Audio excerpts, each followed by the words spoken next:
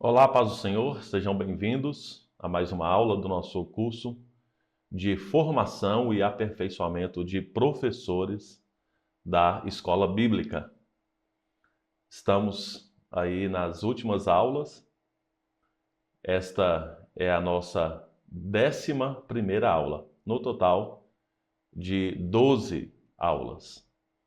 E nós já falamos vários assuntos aqui, pensando a formação, o aperfeiçoamento dos professores da escola bíblica. Eu mesmo dei as primeiras aulas quando falei sobre o que se espera do professor da escola bíblica. E na sequência tivemos algumas aulas direcionadas às faixas etárias, ensinando Bíblia para crianças, adolescentes, adultos. E agora estamos falando sobre os fundamentos da fé cristã. Na última aula, eu falei sobre a Bíblia. A Bíblia é a nossa ferramenta de trabalho, podemos dizer assim. Ela é a palavra de Deus. É a nossa regra de fé e prática. Então, estou aqui, Bíblia em mãos, e também pode ser um aplicativo, não tem problema. Então, na última aula falamos sobre o conteúdo de ensino de um professor de escola bíblica. Ele ensina a Bíblia e nós, então, logicamente que falamos de uma maneira assim sucinta como a Bíblia chegou até nós. Pensando aí as traduções, as versões que nós temos. E hoje nós vamos falar sobre Deus. Isso mesmo. Esta aula é para que nós possamos pensar biblicamente a existência, o ser de Deus. Inclusive, eu disse isso, né? Que a teologia é o estudo acerca de Deus. E todos nós somos teólogos. Lembram aí que eu falei sobre isso? Eu afirmei, fiz questão de afirmar que todos somos teólogos. Por quê? Porque nós pensamos e ensinamos acerca de Deus. Então, talvez não sejamos todos teólogos de formação, de graduação, de curso acadêmico, mas na prática, quando pensamos, quando ensinamos, quando argumentamos sobre Deus, nós estamos teologizando. E eu gostaria de dizer, inclusive, no início desta aula, aos queridos educadores, que este é o objetivo do nosso ministério, o propósito, a razão pela qual ensinamos. É aproximar pessoas para um relacionamento saudável com Deus. É isso que nós fazemos. Nós não estamos apenas lecionando uma teoria, uma aula sobre um assunto qualquer. Não. Este é o assunto mais importante. Eu ouvi alguém certa vez dizer que a pergunta mais importante que o ser humano tem que responder, isso vai nortear, vai direcionar a sua vida, quem é o Deus da qual eu vou colocar a minha fé? Quem é este Deus? Na qual eu vou depositar a minha confiança. Observe que a Bíblia diz que existe só um Deus. É que o ser humano fica criando, inventando deuses para si. Alguns fazem esculturas, outros, os deuses deles é o dinheiro, as propriedades. Às vezes é até si mesmo. Tem tanta gente que se endeusa, né? Assim, toma uma forma de Deus e se endeusa muito nas suas vaidades. Mas a Bíblia diz que Deus é só um. Há apenas um Deus, um único e verdadeiro Deus. E nós que ensinamos Bíblia, nós conhecemos a Deus, do relacionamento diário, da vida diária. Nós encontramos o propósito da nossa vida, da nossa existência, porque Deus é o propósito, Deus é a razão. E assim, então, nós podemos fazer com que outras pessoas, orientar outras pessoas, também possam ter este relacionamento saudável, próximo com Deus. Então, quando nós falamos sobre a existência de Deus, nós temos já uma segurança pelo que a Bíblia diz. Deus é vivo, Deus é a vida. Não basta apenas dizer que Ele é vivo, que Ele é um ser, que Ele é real. É importante que diga que Ele é a própria vida. Tudo que existe e tudo o que foi feito, tudo que somos, tudo que temos pertence a esse Deus. Do Senhor é a terra e toda a sua plenitude. E esse Deus nos deu a vida e nós estamos administrando, não para a nossa glória, mas para a glória dele, do próprio Deus. Nós sabemos que é difícil definir quem é Deus. Quando alguém pergunta, quem é Deus? Nós sabemos que é difícil definir. Mas a Bíblia nos mostra uma direção. Dentro desta dificuldade de definição, a Bíblia sim nos apresenta este Deus maravilhoso, esse Deus que é a própria vida. Então, por exemplo, no Antigo Testamento, o nome de Deus aparece de várias formas, mas principalmente nós temos o Yahvé e o Adonai. Esses dois nomes aparecem constantemente no Antigo Testamento. Yahvé é menção a um tetragrama, ou seja, tetra, 4, grama, letras. Então, seriam 4 letras, que na linguagem original do Antigo Testamento, que é o hebraico e partes do aramaico, representam, então, o nome de Deus. Uma transliteração, não tradução. Uma transliteração é quando você pega um alfabeto diferente do seu e você encontra a correspondente para o seu alfabeto, que é o nosso caso, é o português, mas nós estamos falando do hebraico, que é a língua original do Antigo Testamento. Então, qual é a correspondente destas 4 letras da linguagem bíblica do hebraico para o português? YHWH. Então, seria o tetragrama que formaria correspondente à frase "Eu sou o que sou". Então, são as iniciais do "Eu sou o que sou".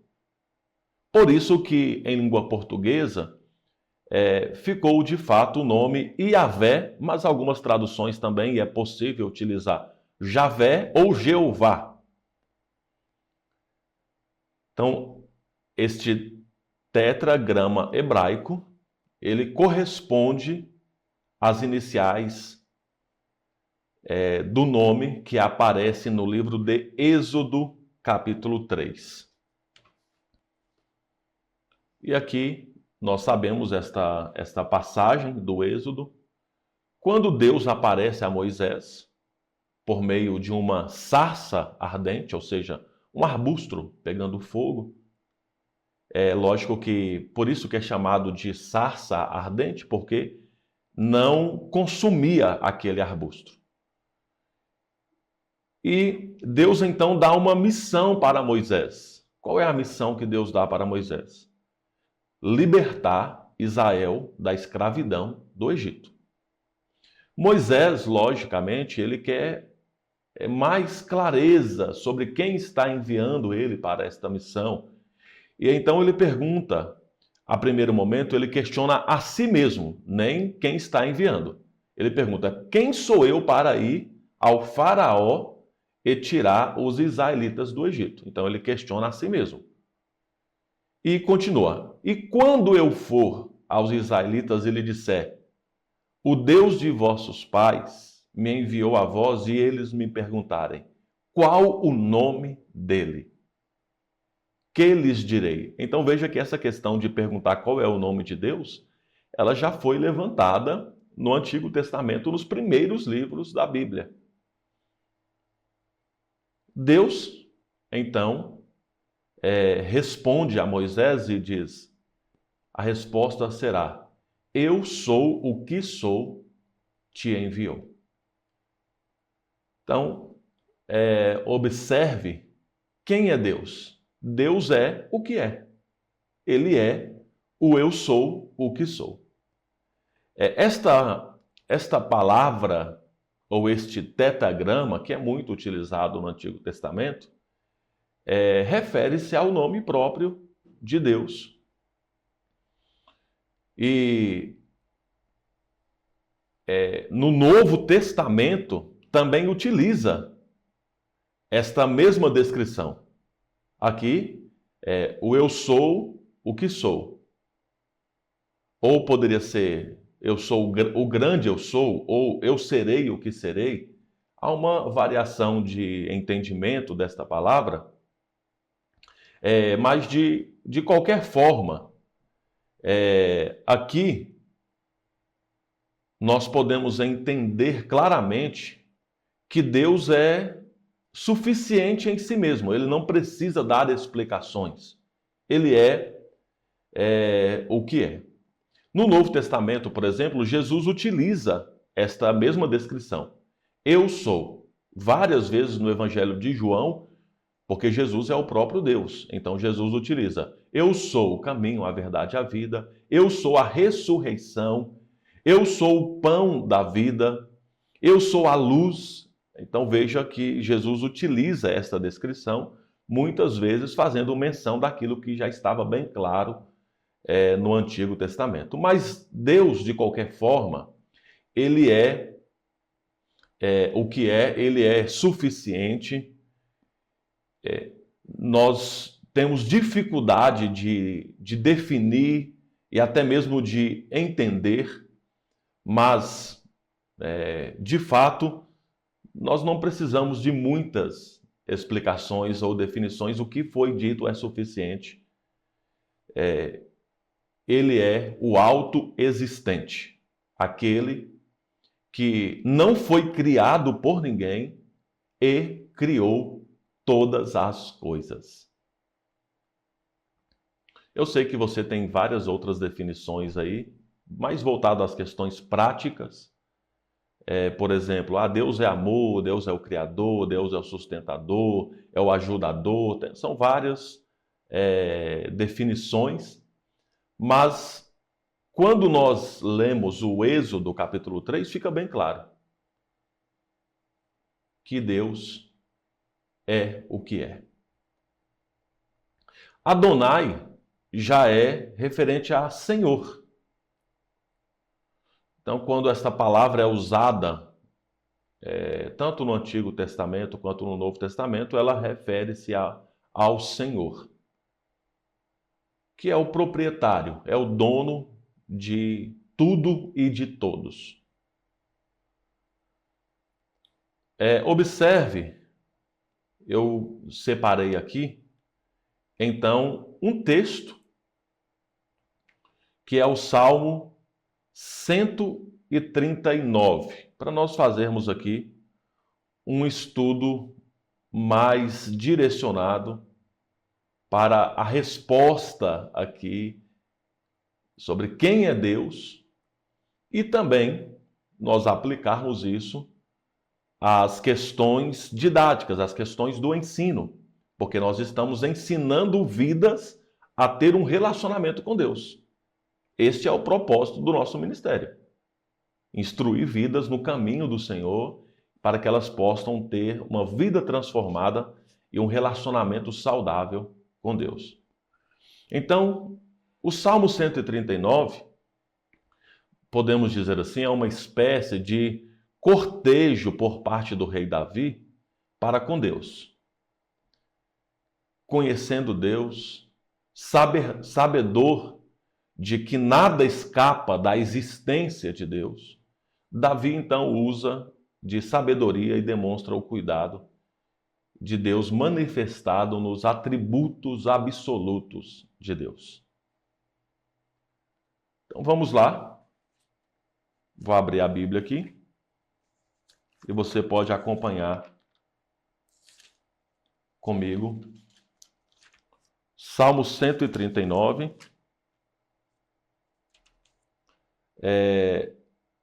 Diz assim. Vou ler a primeiro momento aqui. O versículo 1 e 2. Senhor, tu me sondas e me conheces. Sabe quando me assento e quando me levanto. De longe percebes os meus pensamentos. Observe que aqui Davi solicitou, Senhor, tu me sondas. O que é sonda-me? Inclusive nós cantamos várias canções pedindo a Deus para nos sondar. Nós estamos pedindo a Deus para fazer uma avaliação em nós. Nós estamos pedindo que Deus nos avalie. Isto é, Senhor, tu me sondas. Vamos continuar a leitura, agora do versículo 3 ao 6. Sabes muito bem quando trabalho e quando descanso? Todos os meus caminhos são bem conhecidos por ti. Antes mesmo que a palavra me chegasse à língua, tu já me conheces inteiramente, Senhor.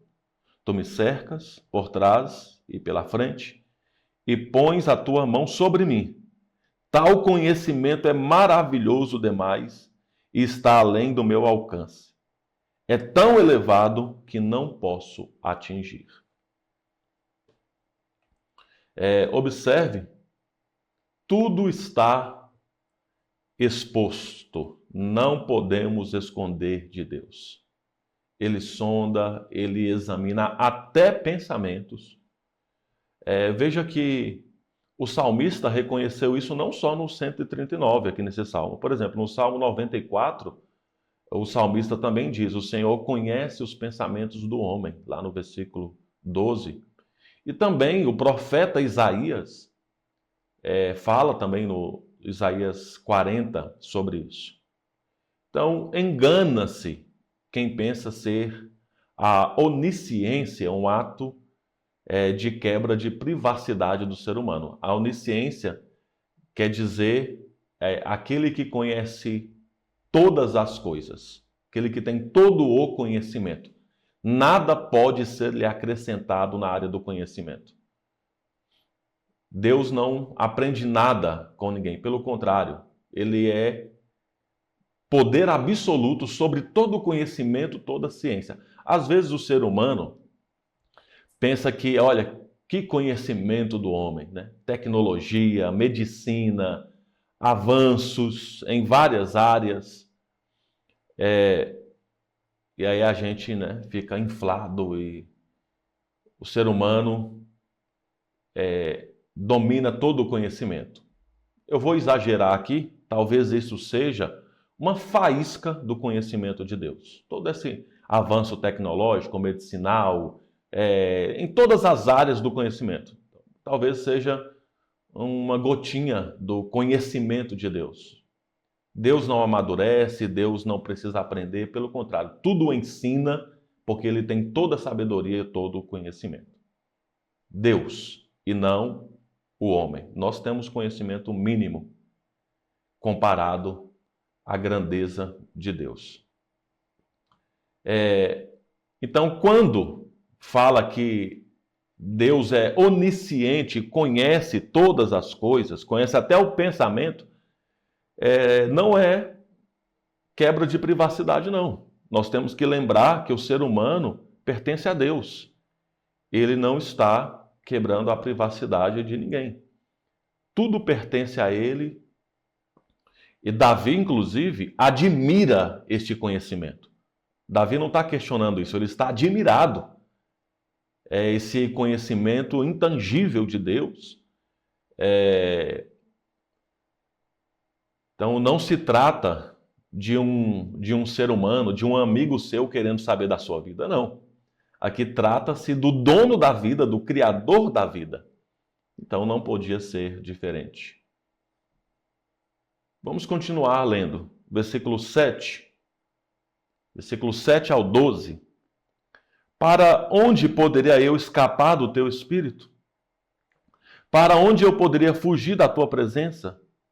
Se eu subir aos céus, lá estás. Se eu fizer a minha cama na sepultura, também lá estás. Se eu subir com as asas da alvorada e morar na extremidade do mar, mesmo ali a tua mão direita me guiará e me susterá.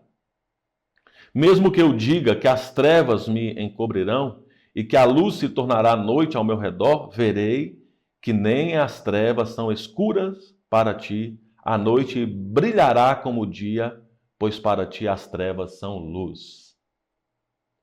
Aí nós já saímos da onisciência para a onipresença.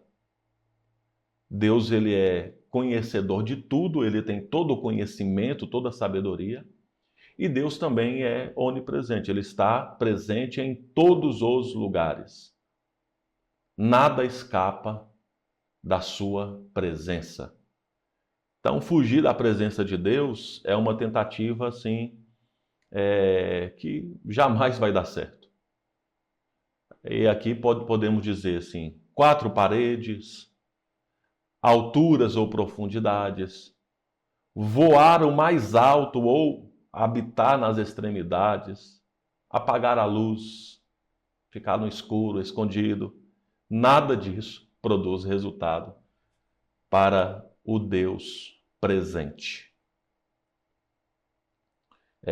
Observe que até o profeta Jeremias, né, em forma de pergunta, aquela pergunta que é afirmativa, ele fala acerca de Deus, ele diz assim: diz o Senhor, sou eu apenas Deus de perto? Não sou também Deus de longe?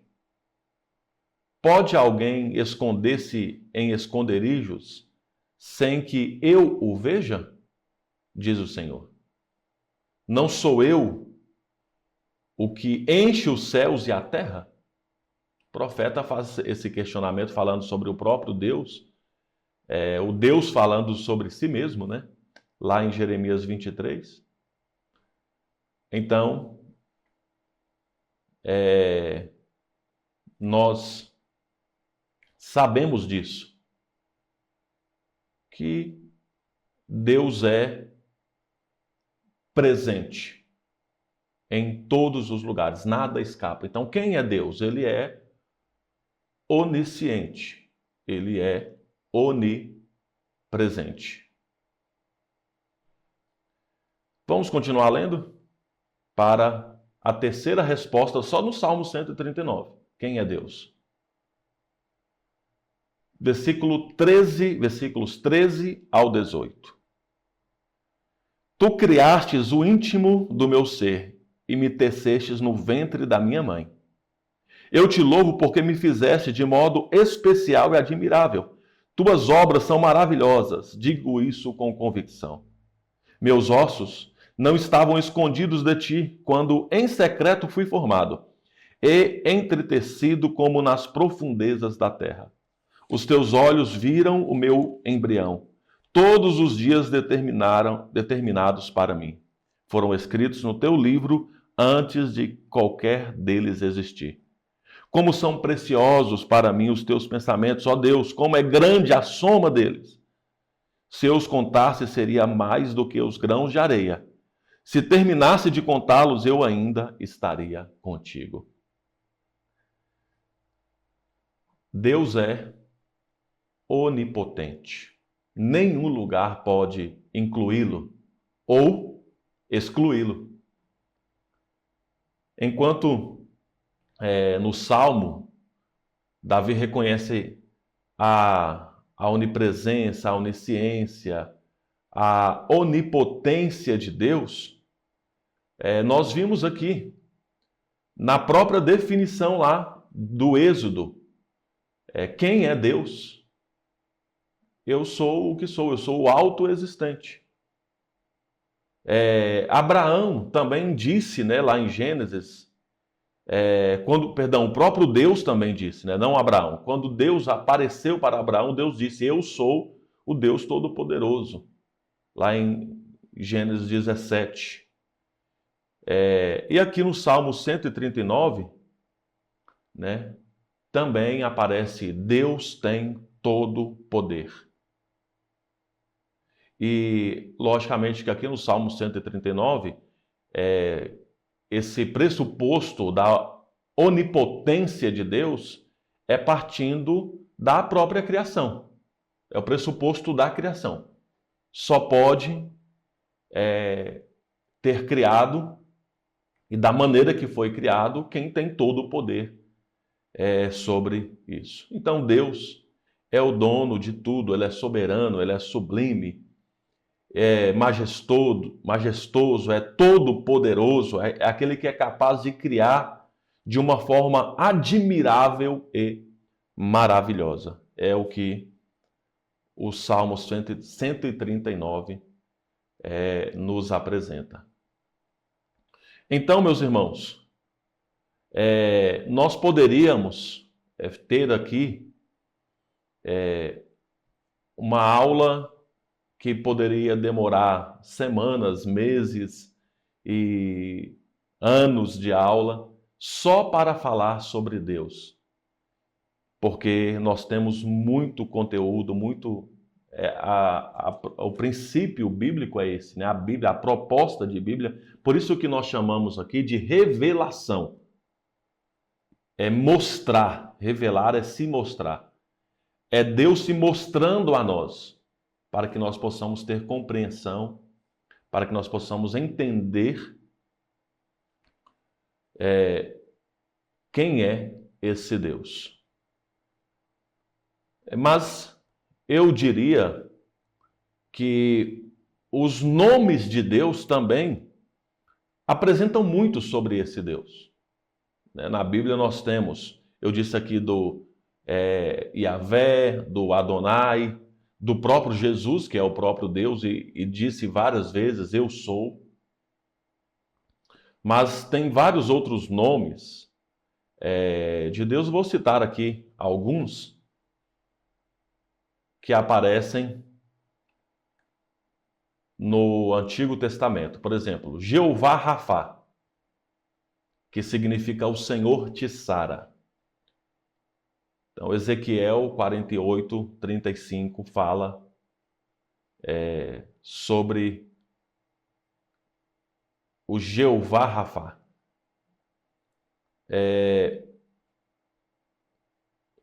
Um outro texto,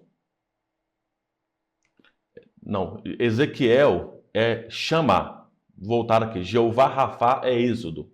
Êxodo 15, vou ler aqui com vocês. Êxodo 15, 26, dizendo, se ouvires atentamente a voz do Senhor teu Deus, e fizeres o que é correto aos seus olhos, e deres ouvido aos meus mandamentos, e guardastes todos os teus estatutos, não enviarei contra ti nenhuma das doenças que enviei contra os egípcios, pois eu sou o Senhor que te sara. Êxodo 15, 26. Ezequiel 48, 35 é o Jeová Samá. Terá 18.000 côvados ao redor, e desde aquele dia o nome da cidade será Jeová Samá. Então, Jeová Samá é o Senhor, está ali. Jeová Rafá é o Senhor que sara, e Samá, o Senhor, está ali.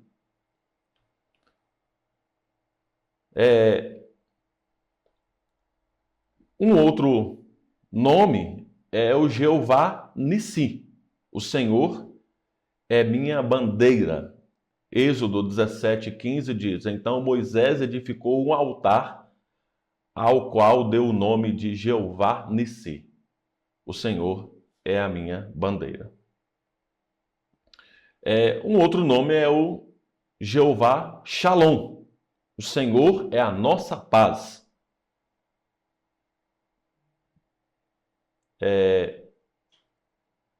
Juízes 6, 24. Então Gideão edificou ali um altar ao Senhor e o chamou Jeová Shalom. O Senhor é paz. E até hoje o altar está em Ofra dos Abieslitas.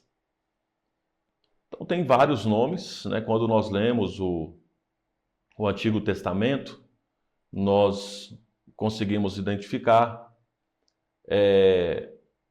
No Novo Testamento, o próprio nome é Jesus, né, que significa Salvador, Cristo, que é o Messias ou ungido, o Emanuel, que é Deus conosco. Então nós temos uma variedade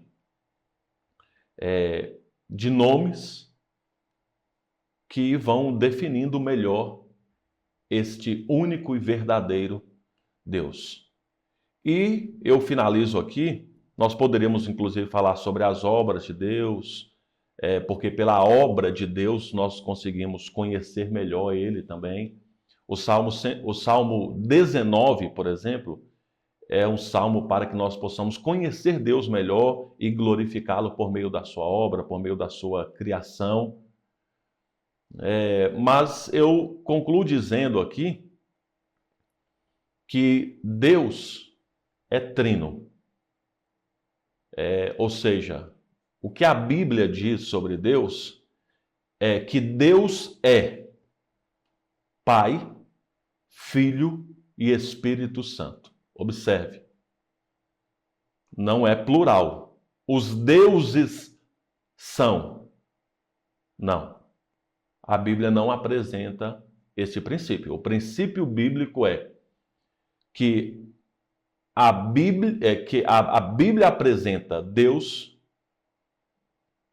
Pai, Filho e Espírito Santo. É interessante, eu não vou fazer comparação não, tá? Porque nesse tema a gente não pode comparar.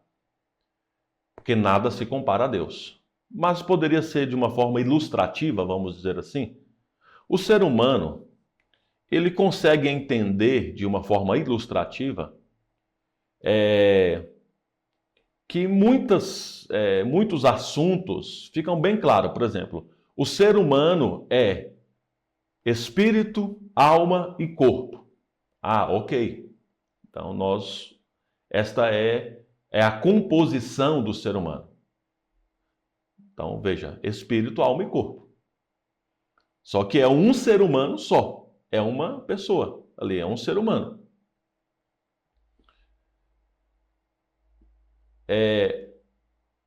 De uma forma visual, por exemplo, um ser humano consegue olhar, por exemplo, um triângulo e ver que um triângulo ele é composto de 3 partes iguais. Essas 3 partes não têm diferença nenhuma.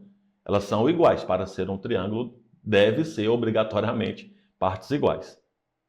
E dizer ali tem um triângulo. E visualmente consegue ver 3 partes iguais que estão formando um triângulo. Então veja que nós temos certa facilidade de ter essa compreensão. Às vezes nós falamos, não, como compreender? Lógico que Deus é mistério. Deus é mistério. Não cabe, nós não vamos ter essa compreensão, nós aceitamos pela fé. E eu acabei de dizer, não estou fazendo comparação, porque nada se compara a Deus, não tem nenhuma comparação. Eu estou apenas buscando aqui um argumento para ver que nós já temos certa compreensão de que sim, mesmo se tratando de um mistério, e a Bíblia apresenta esse mistério, Deus é o único Deus. E Deus é Pai, Filho e Espírito Santo. Então, esta é uma doutrina bíblica muito clara, muito clara. O Novo Testamento é bem específico quando trata sobre a Trindade, ou o Deus Trino.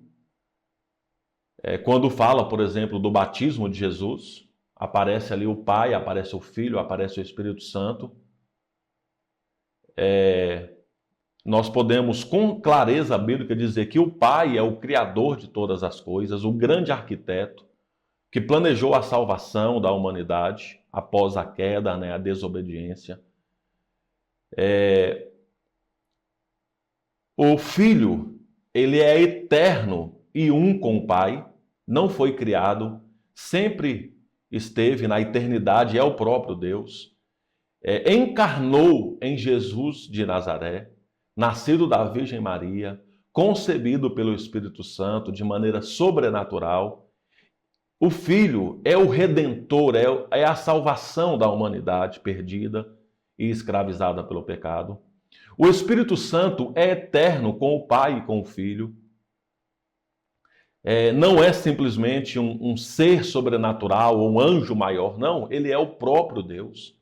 Ele habita na vida dos crentes, unindo o cristão a Cristo, ao Salvador, e é o que santifica e capacita a igreja. Então a Bíblia deixa bem claro. Deus é Pai, Filho e Espírito Santo. Então, fica aí esta palavra, eu encerro aqui, este fundamento. O fundamento da fé cristã é Deus. Deus, Pai, Filho e Espírito Santo. E nós, professores, estamos então instruindo, ensinando, direcionando pessoas para ter uma vida transformada por meio deste relacionamento com Deus. O que nós ensinamos? Deus, a revelação. A Bíblia é a revelação deste Deus. E é por meio dela que nós conhecemos e temos um relacionamento profundo e saudável com Deus. E Deus tem nos capacitado para este ministério do ensino. Deus abençoe. Querido professor, ore pelo seu aluno. Continue ensinando com entusiasmo. Todas as vezes que você falar sobre Deus, com alegria, com entusiasmo, para que as pessoas que você estiver ensinando tenham a vida transformada e um relacionamento saudável com Deus. Vamos orar? Pai Celestial, louvado és o teu nome para todo sempre. Obrigado por mais esta aula, por mais este dia. Seja engrandecido. Queremos o teu nome louvar, reverenciar, dizer que somos devotos do Senhor e te amamos. Transforme a cada dia a nossa vida e nos impulsione pelo poder do teu Espírito Santo para cumprir todo o chamado da qual o Senhor tem confiado a nós. Esta é a nossa oração em nome de Jesus. Amém. Deus abençoe todos vocês, um abraço e até a próxima e última aula. Deus abençoe. Fiquem na paz.